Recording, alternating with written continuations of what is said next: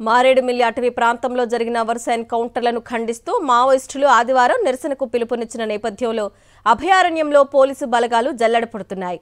దీంతో ఆంధ్ర, ఒడిశా సరిహద్దులతో పాటు దండకారణ్యంలోని ఆంధ్ర, ఛత్తీస్గఢ్, తెలంగాణ సరిహద్దుల్లో హైటెన్షన్ వాతావరణం నెలకొంది.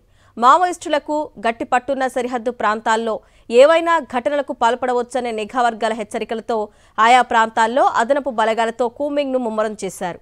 ఆంధ్రాలో ఎన్కౌంటర్లు జరిగిన నేపథ్యంలో ఛత్తీస్గఢ్, ఒడిశా నుంచి ఇటువైపు వచ్చి ఘటనలకు పాల్పడే అవకాశం ఉందని అనుమానిస్తున్న పోలీసులు సరిహద్దుల వెంబడి గస్తీని మరింత పెంచారు. పొరుగు రాష్ట్రాల పోలీసుల సహకారంతో సరిహద్దు వెంబడి విస్తృతంగా తనిఖీలు, సోదాలు నిర్వహిస్తున్నారు. మరోవైపు ఎన్కౌంటర్లు జరిగిన మారేడుమిల్లితో పాటు రంపచోడవరం ప్రాంతాల్లో పోలీసులు మరింత అలర్ట్ అయ్యారు. మావోయిస్టులు నిరసన దినానికి పిలుపునిచ్చిన నేపథ్యంలో అప్రమత్తమైన పోలీసులు మావోయిస్టుల టార్గెట్లో ఉన్న వ్యక్తులను అలర్ట్ చేశారు. రంపచోడవరం, చింతూరు డివిజన్ల మండలాల్లో ఉన్న రాజకీయ పార్టీల నేతలతో పాటు కాంట్రాక్టర్లకు అప్రమత్తంగా ఉండాలని సూచించారు.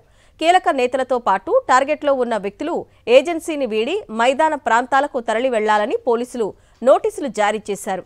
రంపచోడవరం, భద్రాచలం వైపు నుంచి అటవీ ప్రాంతాల్లో ప్రయాణించే వాహనాలను దారి మళ్లిస్తున్నారు.